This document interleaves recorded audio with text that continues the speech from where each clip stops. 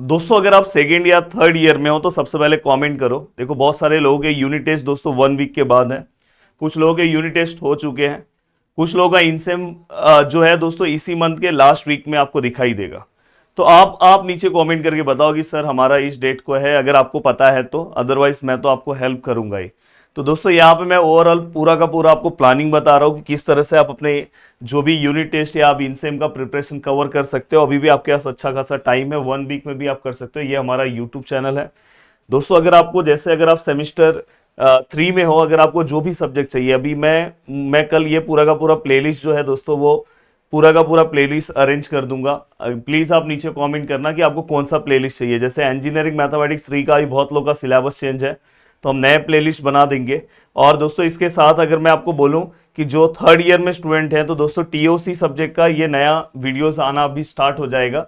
Already यहाँ पे अगर आपको कुछ वीडियोस दिखाई दे रहे हैं, जैसे जो थर्ड ईयर के स्टूडेंट है, जो डिफिकल्ट सब्जेक्ट है, मैं उसकी बात कर रहा हूँ। अब दोस्तों यहाँ पे चलते हैं, 1 बाय 1 चीजों को स्टार्ट कर रहा हूं। अब यहाँ पे सबसे पहले आपको, आप जब यूनिट टेस्ट का प्रिपरेशन करते हो या तो इन सेम का प्रिपरेशन कवर कर रहे हो, देखो अगर सपोज आप यूनिट टेस्ट के लिए प्रिपेयर हो रहे हो या आप इन सेम के लिए प्रिपेयर हो रहे हो, तो आपको हमेशा दिमाग में एक चीज रखना है दोस्तों कि मैं यहां पे जो क्वेश्चंस कवर करूंगा वो मेरे सेमेस्टर के लिए भी मैं कवर करते चलूंगा। क्योंकि देखो यूनिट टेस्ट के भी मार्क्स फाइनल एग्जाम में ऐड होते हैं, जहां पे इनसेम होता है उनके भी मार्क्स फाइनल एग्जाम में ऐड होने वाले हैं। तो हमें क्या करना है दोस्तों, इसके ऊपर भी 100% फोकस करके ही चलना है। और यहाँ पे एक बेनिफिट क्या पता है, इसके ऊपर अगर आपने 100% एफर्ट्स दिया या तो आपने 40% भी एफर्ट्स दिया तो रिजल्ट 100% आता है। जबकि यहाँ पे अगर आपने 100% एफर्ट्स दिया तो रिजल्ट 50% आता है। तो आपके मार्क्स को, पॉइंटर को बढ़ाने में इसका बहुत बड़ा रोल होता है। अब देखो दोस्तों, आपके पास कुछ ऐसे सब्जेक्ट होंगे जो कॉमन सब्जेक्ट होंगे। जैसे मैं कॉमन सब्जेक्ट की बात करना चाहता हूँ M3 से रिलेटेड। इसी को अलग अलग नाम से अभी नए न्यू एजुकेशन पॉलिसी में M3 का नाम अलग अलग रख दिया गया है, अलग अलग डिपार्टमेंट में। बट ओवरऑल बोला जाए तो सिलेबस वही है, सिलेबस में कोई चेंजेस नहीं है, सिलेबस वही है। अब यहाँ पे जो कॉमन सब्जेक्ट मैं इसलिए लिख रहा हूँ क्योंकि ऑलरेडी आप M1 पढ़ के आ रहे हो, M2 पढ़ के आ रहे हो, M3 पढ़ रहे हो। कुछ ऐसे ब्रांच है जहाँ पे M3 नहीं है। अभी ऐसे अगर मैं बात करूँ, जो स्टूडेंट बेचारे सेमिस्टर 6 में है, सेमिस्टर 5th में है, तो सेमिस्टर 5th में उनको एम एम मैथमेटिक्स से रिलेटेड सब्जेक्ट नहीं है, बट उनका कॉमन सब्जेक्ट क्या रहेगा, तो उनका कॉमन सब्जेक्ट दोस्तों जो उनके ब्रांच स्पेसिफिक सब्जेक्ट है, मैं उनकी बात कर रहा हूँ। जैसे ब्रांच स्पेसिफिक सब्जेक्ट में आप आपके कोर फील्ड से रिलेटेड जो पार्ट है, जैसे अगर समझो आप सेमिस्टर 3rd में हो और सेमिस्टर 5th में हो, तो अगर आप ध्यान से देखोगे तो आपके कोर्स फील्ड से रिलेटेड आपको कुछ सब्जेक्ट मिलेंगे। तो आपको ये जो सब्जेक्ट पढ़ना है दोस्तों, जो कोर फील्ड से रिलेटेड जो सब्जेक्ट मिलेंगे दोस्तों, उसको आप किस तरह से पढ़ोगे, किस तरह से कंप्लीट करना है, हर चीजें मैं बताऊंगा। तो आप अगर देखने जाओगे तो दोस्तों मिनिमम आपको 4 या 5 सब्जेक्ट है हर एक, चाहे आप 3rd सेमिस्टर में हो या 5th सेमिस्टर में हो, मिनिमम आपको 4 या 5 सब्जेक्ट पढ़ना है। इस 4 और 5 सब्जेक्ट में से एक ऐसा सब्जेक्ट आपको मिलेगा जो थियरी सब्जेक्ट होगा, जो पूरी तरह से क्या है दोस्तों, थियरी है। मतलब उसमें ना के बराबर न्यूमेरिकल है। अब थियरी सब्जेक्ट के लिए सबसे अच्छा चांस क्या है पता है, थियरी के लिए सबसे अच्छा चांस है दोस्तों, मैं आपको बता रहा हूं, आप ग्रोक का यूज करो या चैट जीपीटी का यूज करो। चैट जीपीटी या ग्रोक का पूरा यूज करो दोस्तों, प्लीज यूज करो, क्योंकि नए टेक्नोलॉजी के हिसाब से आपको इसका यूज करना चाहिए आपका। बट एक चीज का ध्यान रखना दोस्तों, जब आप थियरी एग्जाम के लिए इसका यूज कर रहे हो तो आप थोड़ा प्रीवियस ईयर्स पेपर डाउनलोड कर लो। और डाउनलोड करके जो भी उसमें, जैसे अगर समझो मैं यूनिट नंबर 1 का प्रिपरेशन कर रहा हूँ, यूनिट नंबर 1 का, मॉड्यूल नंबर 1 का प्रिपेयर कर रहा हूँ, तो सबसे पहले देखो कि इसमें सिलेबस में कितने टॉपिक है। ठीक है सर, सिलेबस में टोटल 7 टॉपिक है। 7 टॉपिक में से आप देखो अपना 2 पेपर निकालो, 2 ही पेपर, ज्यादा पेपर मत लो, 2 पेपर लो, एक रिसेंट पेपर और एक केटी पेपर। अगर आप ध्यान से देखोगे तो आपको ये दिखाई देगा कि मैं फाइनल एग्जाम की बात कर रहा हूँ, डायरेक्ट फाइनल एग्जाम का पेपर लेके बैठो, आपको दिखाई देगा अरे हाँ ये टॉपिक से ना ज्यादा क्वेश्चन पूछा गया है, फिर ये वाले टॉपिक भी पूछा गया है, ये वाला भी पूछा गया है। तो जो टॉपिक सबसे पहले पूछा गया उसको सबसे पहले प्रिपेयर कर लो। अगर आपको नहीं समझ में आया, जैसे अगर समझो ये टॉपिक है, तो अब इसको चैट जीपीटी में डाल दो। अगर चैट जीपीटी प्रॉपर आंसर नहीं दे पा रहा है तो ग्रोक में डालो। बट न्यूमेरिकल कभी कभी इसके अंदर आप डालोगे तो रॉन्ग होने के चांसेस है। जैसे थियरी वाला पार्ट इसके अंदर बहुत अच्छे से आ जाता है। हाँ, इसके अंदर आपको डायग्राम जो है वो सब थोड़ा गूगल पे आप सर्च कर लो, जिससे आप स्पेसिफिक सब्जेक्ट को बहुत अच्छे से लिख सकते हो, थियरी सब्जेक्ट को। और कम टाइम में अगर आपको फिर भी वो डिफिकल्ट आंसर लिख रहा है तो उसको और लिख दो कि सिंपल लैंग्वेज में देने के लिए, तो वो आपको और सिंपल लैंग्वेज में दे देगा आंसर। आपको कितने स्टेटमेंट में चाहिए, क्या चाहिए, सब कमांड दो, फटफट आपको मिल जाएगा। अब ऐसा टेक्नोलॉजी हो गया कि आपको कहीं ना बुक ना कुछ लेने की जरूरत है, फटाफट आप काम अपना कर सकते हो।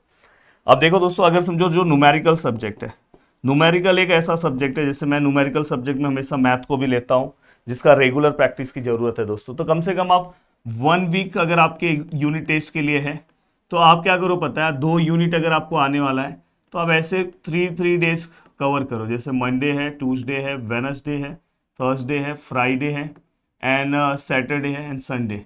ये 3 दिन पहला यूनिट करो, ये 3 दिन दूसरा यूनिट करो, और यहाँ पे रिवीजन करो। ऐसे सर कितना कितना घंटे करना है प्रैक्टिस? कम से कम दोस्तों आपको रेगुलर 1.5 घंटे के आसपास आपको प्रैक्टिस करना है। तो मुझे ऐसा लगता है कि अगर आपने पीछा कुछ भी नहीं पढ़ा है तो आप 1.5 घंटा यहाँ पे मैथ के लिए दे सकते हो। और फिर आपका जो कोर सब्जेक्ट में थियरी सब्जेक्ट का तो मैंने आपको आइडिया बता दिया, रेगुलर आप 1-1 घंटे का टाइम दे दो, 1 वीक में आपका सब्जेक्ट तैयार हो जाएगा। अब आपके 2 सब्जेक्ट तो लगभग हो गए। अब यहाँ पे ये जो 1.5 घंटे, जो स्टूडेंट 5th सेमिस्टर में, उनको तो मैथ है नहीं, तो वो यहाँ पे अपना जो भी आपका मैथमेटिक्स से, जैसे टीओसी है, बहुत सारे स्टूडेंट को, बहुत सारे लोगों का टीओसी 4th सेमिस्टर में ही हो चुका है, यूनिवर्सिटी वाइज वेरी करता है। तो यहाँ पे आपके स्पेसिफिक ब्रांच वाइज जो आपका सब्जेक्ट है, अब यहाँ पे क्या करो, जो सबसे डिफिकल्ट सब्जेक्ट है उसको रोज का 1.5 घंटे का टाइम देना स्टार्ट करो। अगर आपके पास और टाइम कम हो रहा है तो आप 1 घंटे का टाइम दो। बट क्योंकि आपने पीछे कुछ नहीं पढ़ा है, तो मुझे ऐसा लगता है कि आपको फिर से एक चार्ट यहाँ पे बनाना चाहिए दूसरे सब्जेक्ट के लिए। 2 सब्जेक्ट हमेशा हर ब्रांच में डिफिकल्ट होता है, तो 2 सब्जेक्ट को आप रेगुलर 3 घंटे का टाइम दो, 1.5 घंटे का। और बाकी जो बचे हुए सब्जेक्ट है दोस्तों, उसको आप 2 घंटे में निपटाने की कोशिश करो। तो आप कोशिश करोगे कम से कम आपका 70% आप सिलेबस कोशिश करो कि यूनिट टेस्ट स्टार्ट होने के पहले ही आप कवर कर लो। और यूनिट टेस्ट में 3-4 चीजें अगर अच्छे मार्क्स लाना है तो बहुत ज्यादा इंपॉर्टेंट होता है। पहला, डिग्री कॉलेजेस के टीचर्स, मतलब जो आपके टीचर्स आपको कॉलेज में पढ़ा रहे हैं, अगर आपका अटेंडेंस अच्छा नहीं है तो आपको सबसे पहली चीज, अगर मेरा अटेंडेंस दोस्तों अगर 50% है, वैसे कंपलसरी 75% अटेंडेंस है, तो 25% जब मेरा अटेंडेंस कम हुआ है, उस दिन टीचर ने क्या पढ़ा है मुझे नहीं पता। और डिग्री कॉलेजेस में टीचर्स जो पढ़ाते हैं वही एग्जाम में डालते हैं। तो आपके क्लास में जिसका अटेंडेंस 100% होगा, वो अगर अच्छा पढ़ाई करता होगा, रेगुलर क्लास आता होगा, उसने अगर सभी चीजें लिखी है, तो बस उससे आप बुक का फटफट फोटो ले लो। डिग्री कॉलेज में फोटो ये सब बहुत चलता है, फोटो आप ले लो तो आपको एक पता चल जाएगा, हाँ टीचर ने ये टॉपिक पढ़ा है, जिससे आप घर पे अगर बैठे हो, आपका अटेंडेंस भी कम है, तो भी आप यूनिट टेस्ट में फुल मार्क्स स्कोर कर सकते हो अपने इनसेम में। अब देखो, इनसेम के लिए तो मैं आपको यही सजेशन दूंगा कि इनसेम के लिए तो आपको प्रीवियस ईयर्स पेपर फॉलो करना चाहिए, क्योंकि इनसेम स्पेसिफिक यूनिवर्सिटी की ओर से लिया जाता है बहुत सारे जगह पे। तो आप अपना प्रीवियस जो भी आपका यूनिवर्सिटी का पेपर है उठाओ, और वैसे ही जैसे मैंने आपको बोला है कि 1 वीक में ट्राई करो। वैसे तो इनसेम के लिए अभी टाइम है, तो आप आराम से ऐसे 3 डेज का प्लान कर सकते हो। 3 डेज में अगर आप एक यूनिट कवर कर रहे हो, तो भी आप आराम से 15 डेज के अंदर दोस्तों 5 यूनिट कवर करोगे, और अपने को 2-2 यूनिट आता है। अगर समझो आपने 18 डेज दिया, तो आपने टोटल कितना यूनिट कवर कर दिया दोस्तों? 3 सब्जेक्ट आपका कवर हो जाएगा। 6 यूनिट मतलब 3 सब्जेक्ट, 2-2 यूनिट हो गया। तो इस तरह से आप अपने चीजों को बहुत अच्छे से कवर कर सकते हो। अब यहाँ पे दोस्तों हमें हमेशा फोकस टॉपिक, मैं इसलिए बोल रहा हूं कि ऐसे टॉपिक जो एग्जाम में पूछे जाते हैं, अगर आप प्रीवियस ईयर्स पेपर उठा के देखोगे तो कुछ ऐसे टॉपिक्स होते हैं जो एग्जाम में नहीं पूछे जाते, तो उसको अगर आप नहीं प्रिपेयर करोगे तो भी चलेगा। पर जो पूछे जा रहे हैं दोस्तों, सबसे पहला प्रायोरिटी आपको उन टॉपिक के देना है, उसे आपको अच्छे से कवर करना है। अगर आप इस तरह से जाओगे तो आप आराम से अपने इनसेम या यूनिट टेस्ट के लिए प्रिपरेशन कवर कर सकते हो। तो प्लीज, मुझे ऐसा लगता है कि आपको अपने काम पे लग जाना चाहिए। अगर सच में आप चाहते हो अपने पॉइंटर को बढ़ाने के लिए, तो मुझे ऐसा लगता है कि आपको लगना चाहिए अपने काम पे, और अपने पॉइंटर को आपको बढ़ाना चाहिए। वीडियो को देखने के लिए दिल से थैंक यू सो मच दोस्तों। मिलते हैं नेक्स्ट वीडियो में। बाय बाय, टेक केयर, जय हिंद दोस्तों।